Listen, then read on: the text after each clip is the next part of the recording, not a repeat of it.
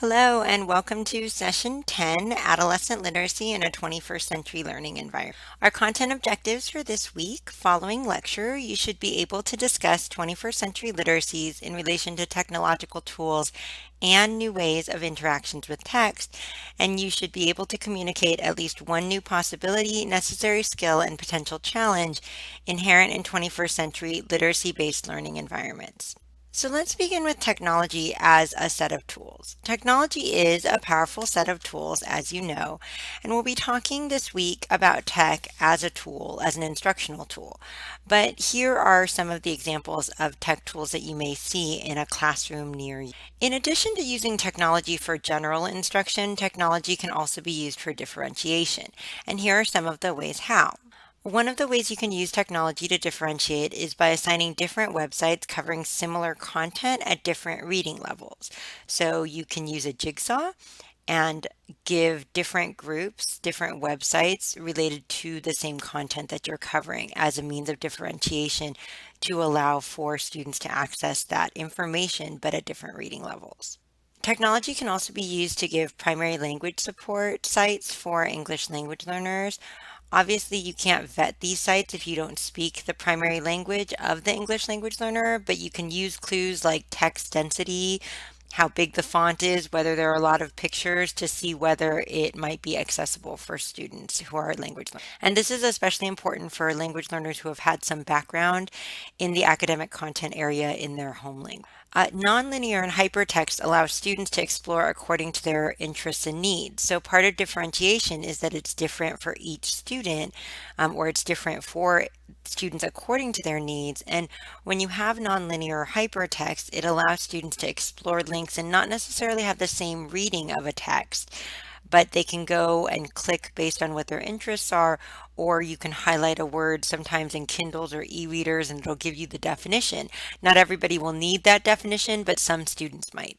Technology also allows students to work with different learning styles, so visual, verbal, musical, and social, depending on the types of technology that you use and integrate. It allows for creative expression of content knowledge with greater impact than words alone. So using a digital story combines words and visuals and music and spoken word, and that can really create a more powerful impact for students.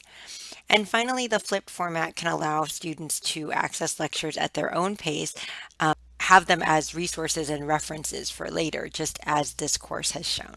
So, how do we use technology as a professional? So, in addition to using technology in the classroom, we can use technology as professionals by starting professional learning networks or personal learning networks. And that's part of why you were asked to register for Twitter, right? So, depending on who you follow on Twitter, you can get web resources that break the isolation of teaching. Pinterest is also a really great site to find teaching resources. So you expand your network beyond your small community of fellow teacher candidates or even the teachers at your school to incorporate educators nationwide at various levels in various fields. Technology can also be used as a professional tool to reinforce student learning through at-home access to materials. So you see the reference to Khan Academy on the slide. You can also use specific YouTube videos like we're going to be using in the second part of lecture to give students access to concepts that you may not be covering in class or that you may be covering in class, but you want to build their background knowledge or reinforce those materials through some at-home video access. And finally, you can use technology as a professional tool by allowing for authentic audience and publication in and outside of classroom walls. And one of the most powerful examples for me of this is I have a friend who teaches in a juvenile incarceration facility, and she uses technology via a blog to allow her students who are in juvenile hall to actually have an audience outside of prison walls and get positive responses to their poetry and their other work through engaging with an authentic audience.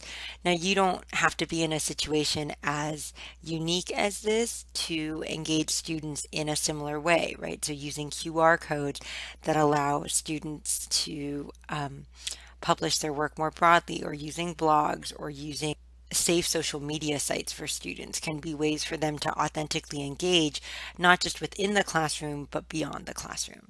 I talked just briefly about technology as tools, and we're going to look at that more in class. But 21st century literacies is more than just cool tech tools.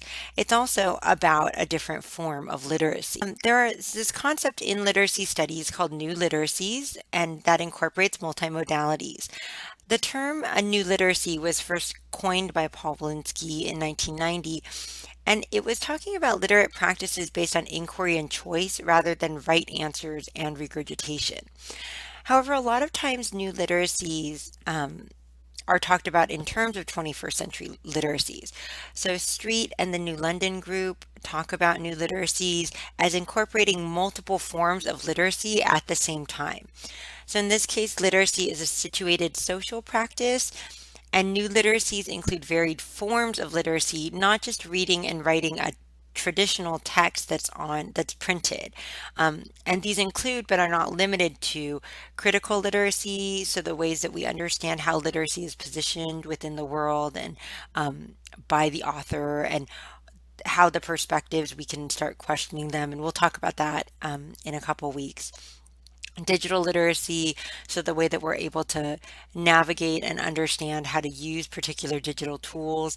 Media literacy, the way that we understand how visuals, words, rhetorical strategies are used to convince us of particular things, and the way that we navigate media. And then visual literacies, right? How we understand images or use visual thinking skills to help us create a fuller understanding of a text.